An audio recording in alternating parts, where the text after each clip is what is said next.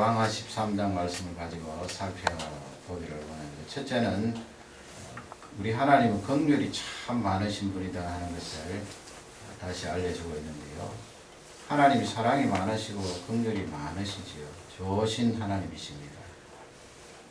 지금 이 왕하 13장 말씀은 북쪽 이스라엘에 대해서 말씀을 하는데, 이름이 이렇게 남쪽하고 좀 겹치기 때문에 혼동이 될 수가 있습니다만 잘 구별할 수가 있는 것입니다. 예후라는 사람을 아실 것입니다. 이 예후가 아합의 가문을 하나님의 도구로서 심판을 하지요.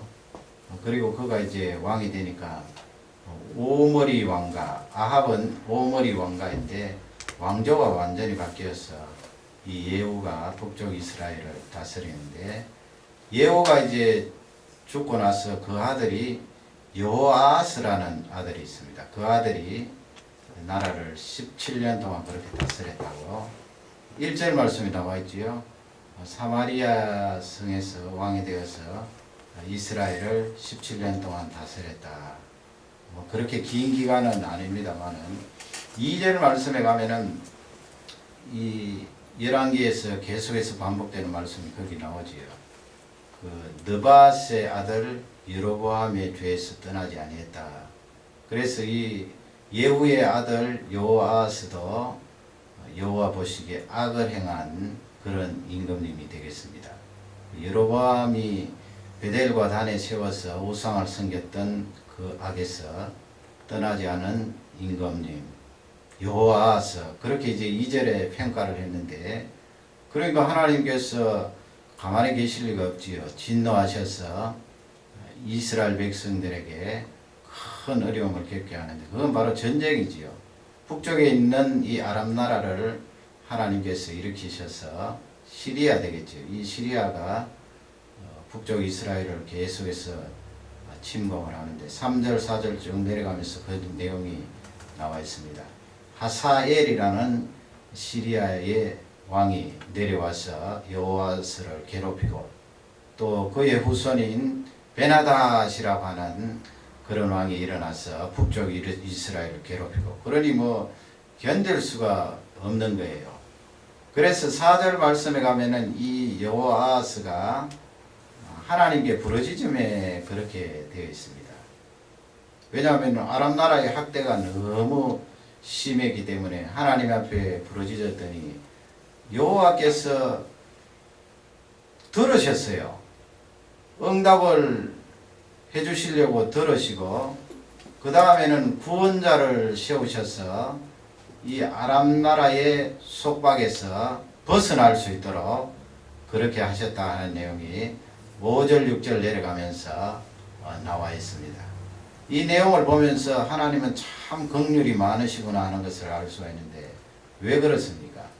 여호아스라는 이 왕도 여로보암 못지않게 하나님 앞에 악을 저지른 그런 왕이지만은 너무 괴로우니까 하나님 앞에 부르짖고 긍휼을 구했습니다. 그럴 때 하나님께서 너 죄 지을 때는 언제고 나 모르겠다 등을 돌리신 것이 아니고 그의 기도를 들으시고 또 받아주시고 아람 나라가 물러갈 수 있도록 그렇게 해주셨어요. 그래서 그 여호아스의 기도를 통하여 응답해 주신 하나님의 은혜로 이스라엘 백성들이 자기 장막 가운데 평안히 그렇게 갈 수 있게 되었다. 성경은 기록을 하고 있습니다. 하나님은 참 긍휼이 많으세요. 그래서 죄를 지었을지라도 무릎을 꿇고 하나님 앞에 엎드리고, 하나님 나에게 긍휼을 더해 주시고 불쌍히 여겨 주십시오. 그렇게 하면은 응답해 주시고 채워 주시는 하나님을 찬양합니다.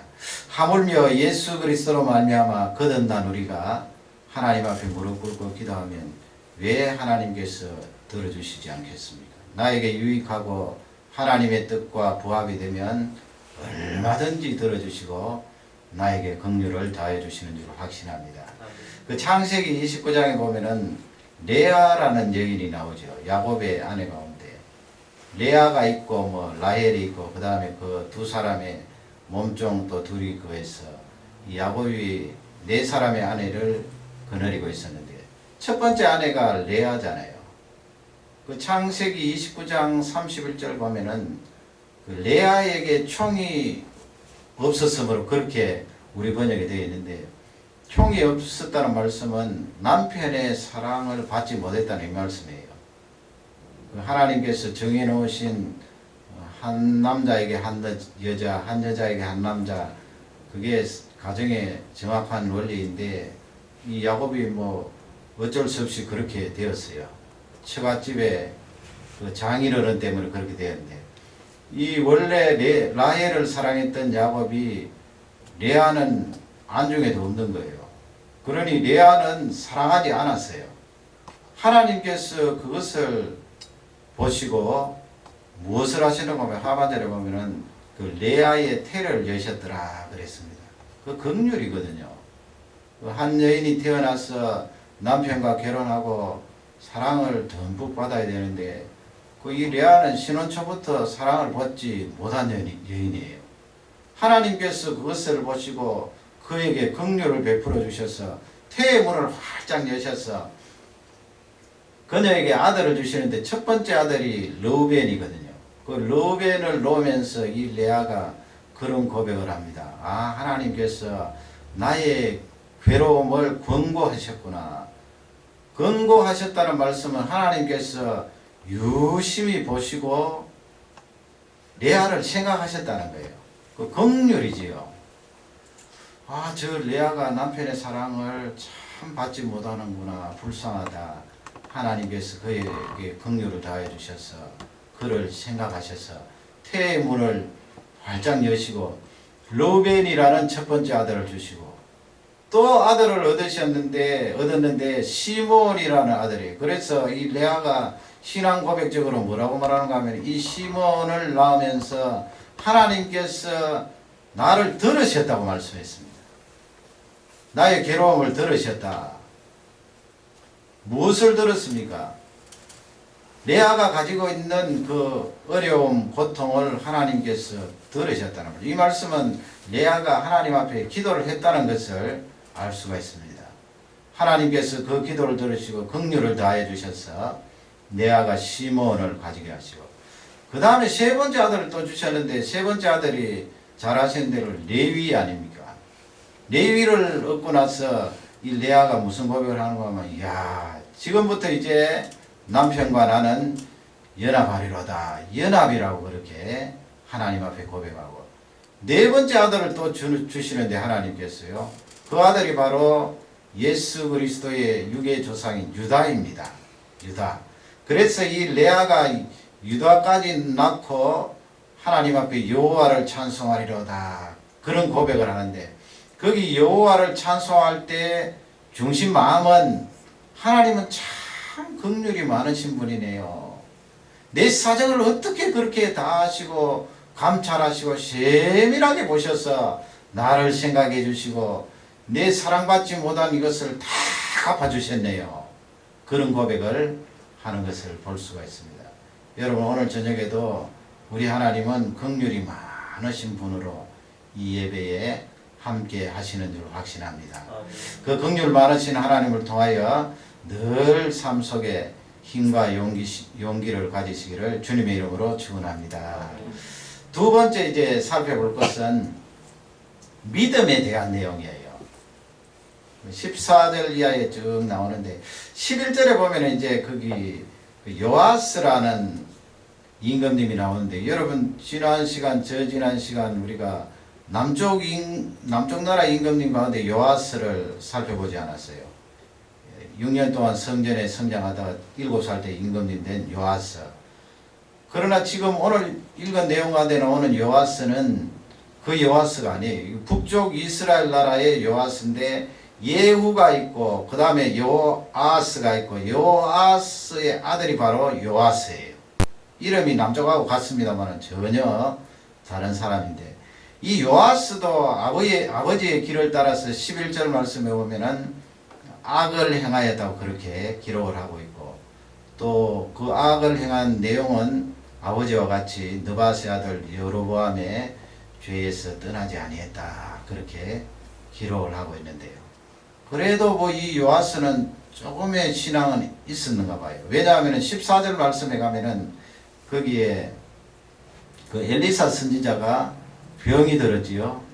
그 죽을 병이에요. 하나님께서 데리고 가시려고 이제 이 엘리사 선지자 육신에 병이 들어왔는데, 그러니까 이 요아스 임금님이 얼마나 불안하겠어요. 그 엘리사 선지자가 50년 이상 북쪽 이스라엘에 영향을 미치고 큰 나라가 쳐들어왔을 때마다 하나님의 말씀을 통하여 북쪽 이스라엘에게 큰 힘을 주었거든요. 승리케 하기도 하고 위기를 넘기기도 하고. 그런데 병이 들어서 이제 시름시름 죽게 되니까 14절 말씀에 가면은 이 요아스가 그 엘리사 선지자를 찾아온 거예요. 찾아와서 뭘 하는가 하면 아버지여 아버지 하면서 이 임금님이 말이죠. 자기의 체면을 다 내려놓고 엉엉 우는데, 하반절 말씀에 보면은 아버지 아버지 하면서 당신은 이스라엘의 병거입니다. 이스라엘의 마병입니다. 그렇게 고백하니까 이 임금님이 선지자를 얼마나 의지했나 하는 것을 알 수가 있습니다. 눈에 보이게 확연하게 하나님의 능력이 드러나니까 의지하지 않을 수가 없겠지요. 그 이제 이 선지자가 세상을 떠나려고 하니까 왕으로서 이제 흔들리는 것이 맞는 거예요. 선지자를 너무 많이 의지했던 거예요.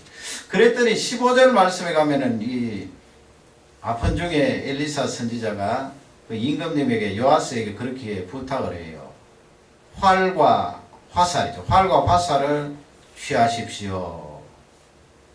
그리고 16절 말씀에 보면 그 활과 화살을 손으로 붙드세요. 그리고 이 엘리사 선지자가 활과 화살을 붙들고 있는 이 요아스 임금님 손 위에 손을 얹고, 우리 성경에 보면 안차례더라 되어 있는데 안식기도를 해준 거예요. 안식기도를 해주고 17절 말씀에 가면은 오늘 읽었잖아요. 그 동쪽 창문을 열고 그 동쪽을 향하여서 활에 실을 당겨서 화살을 쏘십시오. 그래서 이 요아스 임금님이 선지자가 시키는 대로 화살을 겨누어서 동쪽 창문을 향하여 쏘았어요. 거기에 대한 해석이 이제 17절 하반절에 나오는데, 왜 이렇게 화살을 쏘게 했는가 하면은 그것도 방향도 동쪽인데, 동쪽은 그때 당시만 해도 이 아람이 진을 치고 있는 거예요. 진을 치고 있는 장소입니다. 그러니 동쪽 창문을 열고 그쪽으로 화살을 쏘게 했고, 화살을 쏜 것은 거기 보면은 뒷부분에 보면은 여호와의 구원의 살이요 그랬잖아요. 하나님께서 이스라엘을 살려주는 화살입니다. 상징적으로 그렇게 왕에게 쏘게 했습니다. 믿으십시오 이 말입니다. 여호와의 구원의 살이요. 그리고 아람에 대한 구원의 살입니다. 더 구체적으로 말이죠. 하나님이 이스라엘을 구원해주고 또 아람을 물리쳐서 구원해줄 화살입니다. 상징적으로 쏘라고 그랬는데 임금님이 믿으십시오 이 말인데, 진멸할 때까지 치겠습니다. 그렇게 아람을 진멸할 때까지 치겠습니다. 그렇게 엘리사 선지자가 이야기를 했지요. 그러니까 여러분, 이 요아스가 지금 내가 왜 화살을 쏘고 있는지 아는 거예요. 아, 선지자께서 하나님 주신 그 계시를 통하여서 이 화살을 쏘게 함으로 내가 직접 이 행동을 통하여 하나님께서 이기게 하시겠다는 믿음을 나에게 주시는구나. 그럼 믿으면 되거든요. 18절 말씀에 가면 한 번 더 이제 엘리사 선지자가 이 왕에게 시키는 것이 있는데, 왕이시여 이 땅을 치십시오. 화살을 가지고. 뭐 땅을 치라고 그러니까 화살을 가지고 땅을 내리치라는 말씀이 아니고요. 그 원어나 뭐 영어 번역에 보면은 땅을 보고 화살을 쏘라는 거예요. 땅을 보고. 그러니까 왕이 뭐 선지자가 이야기를 하니까 땅을 보고 화살을 쏘는데 3번 딱 쏘세요. 3번. 3번 딱 쏘니까 19절 말씀에 가니까 엘리사 선지자가 화를 냈다고 그랬어요. 죽을 병이 들어서 시름시름 하는데 화낼 정도니까 굉장히 속이 상했던 거예요. 여러분, 왜 속이 상했겠습니까? 엘리사 선지자가 19절 뒷부분에 보면 그 속상한 내용을 밝혔거든요. 내가 땅을 향하여 3번 그렇게 쏘라고 했으면 임금님이 5번이나 6번 정도는 쏘지 왜 3번만 쏘습니까? 그리고 하나님의 말씀대로 시키는 대로 화살을 쏘더라면 5번, 6번, 7번 쏘더라면 아람 나라와 전쟁할 때 5번, 6번, 7번 다 승리한다는 말씀이에요. 그러니 이 요아스 임금님은 잘 못 믿은 거예요. 창문을 향해서 화살을 쏘라 그럴 때는 그래도 뭐 좀 이해가 가고, 그런데 땅바닥을 향해서 왜 화살을 쏘라 그러나. 그래서 바로 선지자가 앞에 있으니까 그냥 화살과 화를 내동댕이 치지를 못하고 말이죠. 속으로 뭐 쭝얼거렸을 수도 있겠지요. 뭐 쓸데없이 이런 짓을 시키나. 그래서 3번만 치고 그냥 스탑한 거예요. 괜히 쓸데없는 짓 안 해. 그러나 여러분, 하나님께서는 얼마나 정확하신지요. 그냥 요아스 임금님에게 하나님께서 나타나셔서 내가 아람 나라를 다 물리쳐 줄게, 너 승리하리라, 그렇게도 할 수 있지만 우리 하나님 그렇게 하시지 않고요.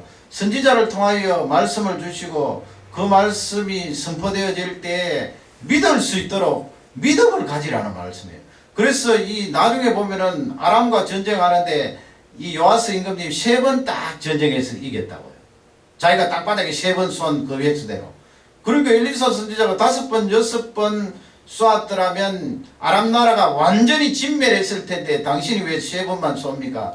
그 선지자가 화가 날 거 아니에요. 이스라엘 나라가 망해가는데 2번, 3번만 더 쏘더라면 아람 나라를 완전히 진멸시키고 이스라엘이 일어날 수 있는데, 이 왕이 믿음이 없어서 그냥 3번만 쏘고 딱 끝이니까 선지자가 화를 냈던 것입니다.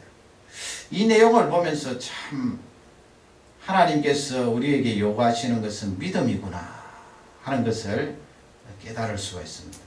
무슨 일을 하기 전에 하나님이 우리에게 요구하시는 것은 믿음이에요. 그렇지 않습니까, 여러분? 믿음이 있어야 그 다음에 기도가 나오고, 기도가 나가면 하나님께서 일을 이루시는데, 이 요시아처럼 믿음이 하나도 없으면 기도가 안 되거든요. 믿음이 없는데 무슨 기도가 나갑니까?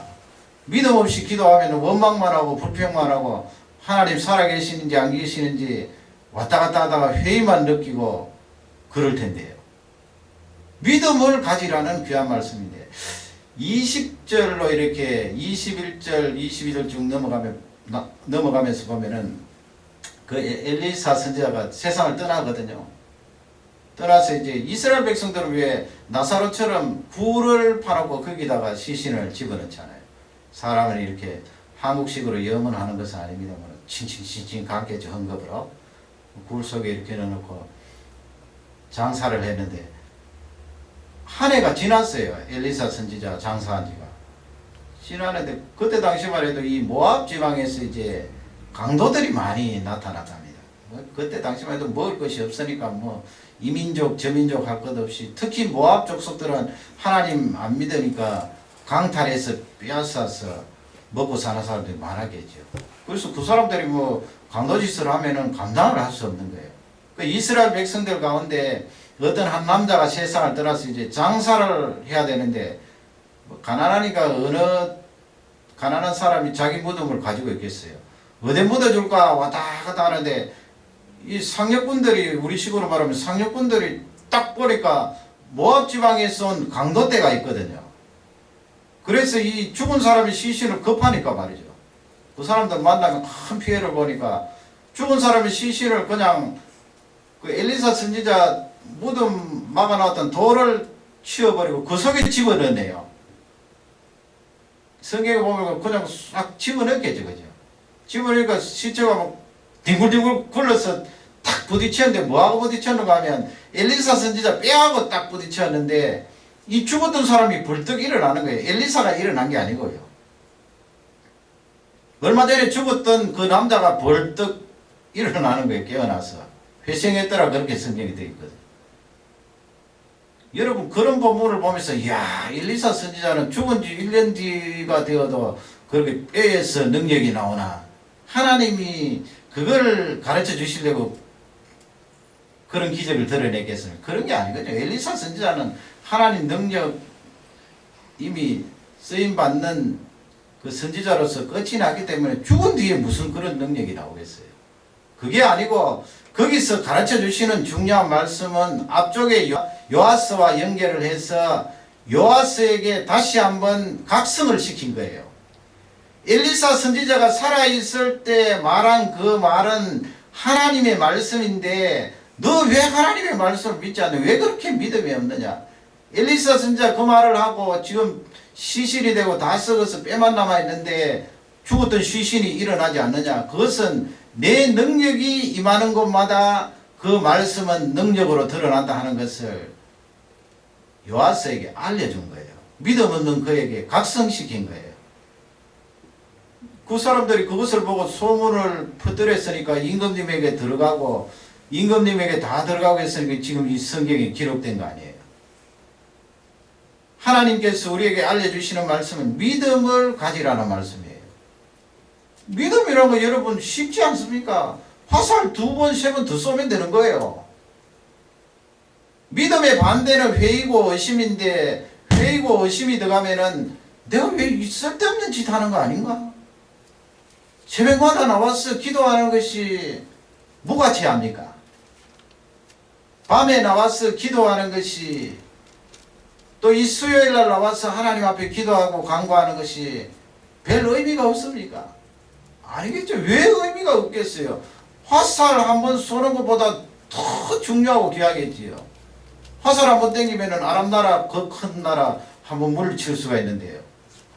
여러분 우리가 여기 나와서 기도하고 간구하는 것 하나님께서 다 믿음으로 간주해 주시거든요.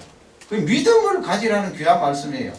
믿음을 가지고 그렇게 기도하면은 큰 역사도 이루어진다는 거예요. 나는 그냥 화살 한번 당긴 정도로 그렇게 믿음을 가지고 기도하고 부르짖었는데 하나님이 이루시는 것은 엄청난 큰 나라도 물러가게 할 수 있는 능력이 나타난다는 귀한 말씀인데 요한복음 14장 1절에 보면은 너희는 마음에 근심하지 말라 그렇게 말씀하시면서 하나님을 믿으니 또 나를 믿으라 그랬잖아요.